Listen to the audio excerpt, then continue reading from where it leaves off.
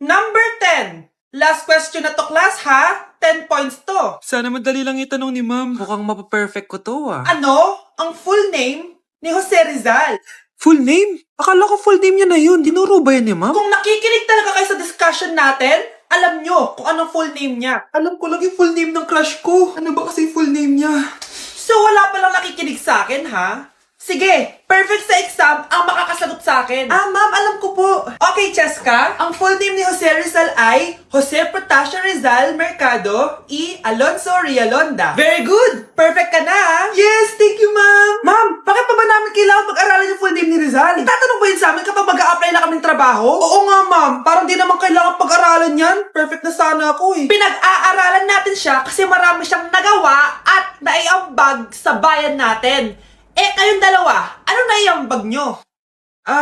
Di ba puro lang kayo reklamo at panigat sa bahay?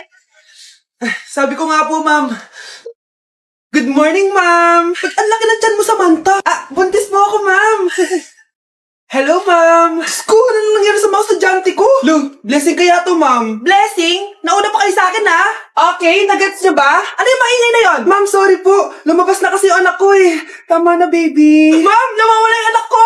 Iniwan ko lang kanina dito, eh. Ilabas nyo na. Kit-kit mo? Hoy! Balik mo sa akin, anak ko! Anak mo pala to? O, saan yung bata? Be, may gatas ka pa dyan? Naubusan na ako, eh. Ay, be, bumili ka. Ano, pati gatas sa anak ko, ubusin mo din? Gamot mo naman? Ang pangit naman ng anak mo. Aba, ano sabi mo? Che, TikTok muna ako.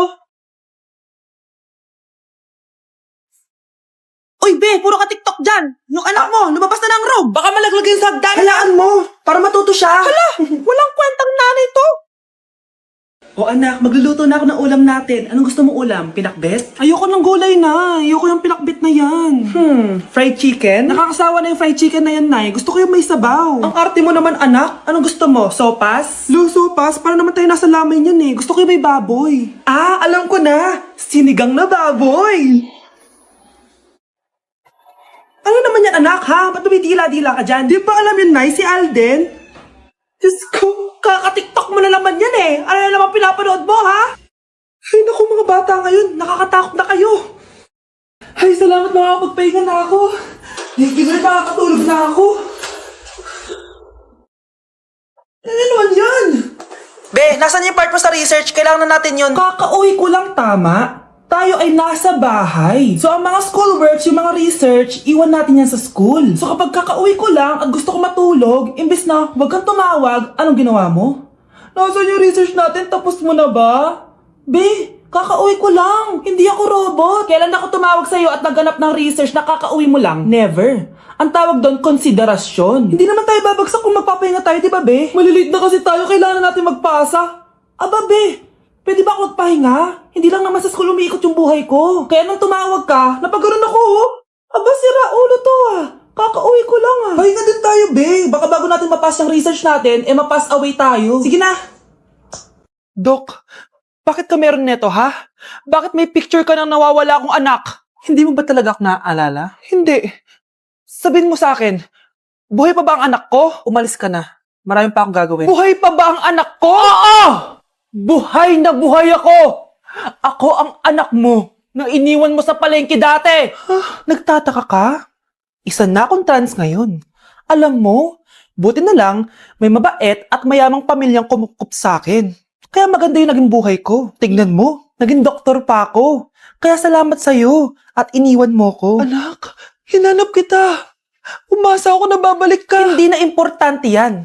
Ayaw na kita makita at hindi na kita kailangan. Kaya umalis ka na! Hello po. Kamusta po yung pasyente?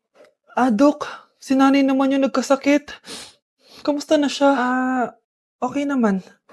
Sa iba ko na lang siya ipapaasikaso, ha? Anak? Anak, please! Bakit anak tawag mo sa kanya, Nay? Sure ka ba na habang buhay ka magagalit sa nanay mo? Nakita ko results niya kanina. Anytime, pwede siya mawala. Magpapahangin lang ako. Nasaan na sila? Hello, nurse? Nasaan yung pasyente dito sa room 214? Anak? Ako ba hanap mo? Nay, akala ko may masamang nangyari na sa'yo. Anak, hindi na kita iiwan. Good news! False alarm lang pala yung nakita namin result sa nanay mo. Ibig sabihin, magiging okay siya. Salamat naman. Nay, ayoko na mawala ka sa akin, ha? Yay! May ate na ako! Ang mahal na ng kuryente! Hoy! Magtitipid na tayo, ha? Nay, pwede mo ba ako mag-aircon? Bawal. Ang init, Nay! Oh, eto, pamaypay. Oh. Anong gagawin ko dyan, Nay? Ipokpok mo sa ulo mo. A few moments later. Sarap ka talaga, babe. Papatayin ko yung wifi, ha? Wag, Nay! Kausap ko pa po yung boyfriend ko! Ikaw mamapatay mo ba kung di kayo mag-usap ng jowa mo? Oo, Nay! Kamamatay ko! Sinasabi ko sa'yo, ha? Ikalma mo yung mo. Manonood na lang ako ng TV. Ops! Bawal manood. Bakit, Nay? Bawal. Ang dami namang bawal. Bawal mag-charge. Magtitipid tayo, di ba? Nay, lupat na ako. Bawal. Saan ko sa charge to? Try mo sa puwit mo, baka mag-charge. Eventually. Tao po, ito na po yung bill ng kuryente. 10,000? Bakit ang laki? Nay! Nay! Nay! Nay! Ay, sorry. Sa kapitbahay niyo pala yan. Nay, nandito po yung boyfriend ko. Sige anak, papasukin mo. Sige po, Nay. Babe, balik ka na. Hello po, tita. Eto ba yung driver niya, anak? Boyfriend ko yan. Anong driver, Nay? Boyfriend mo to? Halika nga dito, anak. Ano ba yan, anak? Mag-boyfriend ka na nga lang. Pangit pa. Nay, ano ka ba? Mayaman yan. Siguraduhin mo lang, ha? Ikaw pala yung boyfriend ng anak ko? Opo, tita. Malaki ba bahay mo? Wala po akong malaking bahay. Ganun ba? Ayaw kita sa anak ko. Nay, ano ba? Kasi sa mansion po ako nakatira. May kotse ka ba? Syempre po. Baka yung mura lang yan, ha? Lamborghini lang po. Oh, sabi ko sa inyo, Nay, mayaman yan eh. Meron po akong regalo sa inyo, tita. 1,000,000 po, para sa inyo. 1,000,000? Anak, ano bang hinihintay mo? Magpakasal na kayo. Sige, Nay. Gusto ko next week may apo na ako, ha? Uy, Scarlett, di ba ex-boyfriend mo yung bago ni Samantha? Samantha, tinraidor mo ko. Hi, Scarlett! Sabay na tayo mag-review. Sino ka? Lu, ako to, si Michael. Kaklase mo ako, di ba? Alam ko lahat ng sagot sa exam. Talaga ba? Sige na nga. Turuan mo ako dito. Yes! Sabay tayo magiging perfect. Uy, sarap niyan na. Oh, mag-isa ka lang? Oo. Wala naman akong kaibigan dito eh. Ako, pwede ba ako maging friend? Boyfriend. Ha? Ayan ka na naman eh. Joke lang, ito naman. Kain na nga tayo. Oh, Scarlett, ano yan? Ba't ka na kasi mangot? Bagsak kasi ako sa quiz kanina. Naku, okay lang yan. Ako nga, araw-araw bagsak sa'yo eh. Ha? Ano sabi mo? Sabi ko, smile ka na kasi pasado ka naman sa akin. Alis na ako, pasok na ako ha. Baliw. Ay, umuulan pa! Ang mga gamit ko! Ayan, di ka kasi nagdadala ng payong. Pag ikaw nagkasakit ha, salamat ka, nandito ako.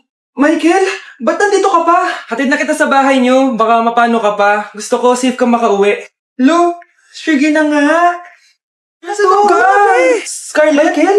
Ship ko kayo. You may kiss the bride. Mag-kiss na kayo. Anong kiss? Lo, parang di gusto. Dalian niyo na, kiss mo na sa noo. Humanda ka, Scarlett. Tapos na yung maliligayang araw mo. Hi, Bes! Uy, Bes! Boyfriend ko nga pala, Michael, si Samantha, best friend ko. Hello, Samantha. Nice to meet you. Hi, Michael. Ako nga pala si Samantha. Una na kami, best ha. Bye-bye. Masaya naman kami dati. Inagaw lang siya ni Samantha. Yung best friend ko pa. At dahil maraming hindi nakasagot ng full name ko, iibahin ko yung mga tanong. Salamat naman. Number 1. 2 plus 2. Yes, may tamang sagot na ako. Number 2. What is the powerhouse of the cell? Ang dali naman. Makaka-perfect ako. Number 3. Ano yung pangalan ng crush ko nung elementary pa ako? Ano na naman yan? Kung nakikinig talaga kayo, alam nyo kung sino yung crush ko. Aba ma'am, akala bang iibahin mo yung mga tanong? Bakit may mga ganyang tanong na naman? Malamang, para makasigurado ako na nakikinig talaga kayo. Wala namang may paki kung sino naging crush mo na elementary ka ma'am. Wala namang may alam yan eh. Ma'am, alam ko po kasi yung crush nyo. Nakikinig po ako sa kwento mo. Buti pa si Michael, nakikinig. Di ka kaya ng iba dyan. Sige, perfect ka na, Michael. Yes! Makinig din kasi kayo sa kwento ni ma'am. Number 4. Sino yung pinsan ng kapatid ng lola ko na sa ng mama ko na pamangkin na ate ko? Bagsak na naman ako. Anak ko, Jollibee oh. Jollibee. Jollibee. Jollibee. Oh, tulog ka na ulit. Kain tayo dun, mami, sa Jollibee. Nay! Nasusuka ako! Diyos ko, yan na nga ba sinasabi ko eh! Buntis ka na! Ang harot-harot mo kasi! Buntis agad? Di lang ako sanay sa biyahe kaya ako nasusuka! Okay mo? May naririnig na naman ako! Sakit sa tenga! Pangita ka! Pag di mo tinagilan yun, bababa kita dito! Oh, malapit na tayo ah! Anak, okay ka lang? Anak!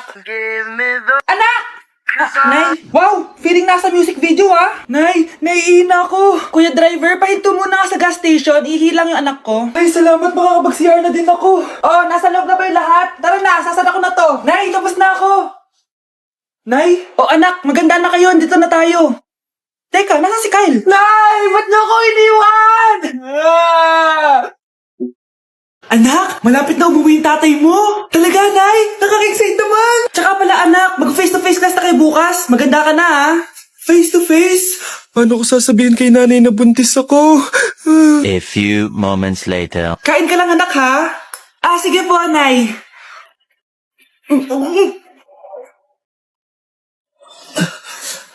Anak, may sakit ka ba?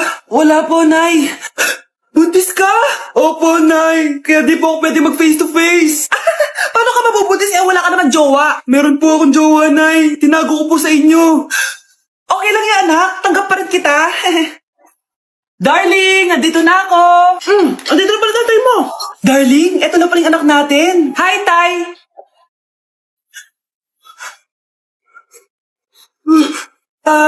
May problema ba? Darling, magpapaliwanag ako. Nay, siya po yung sinasabi ko na boyfriend ko.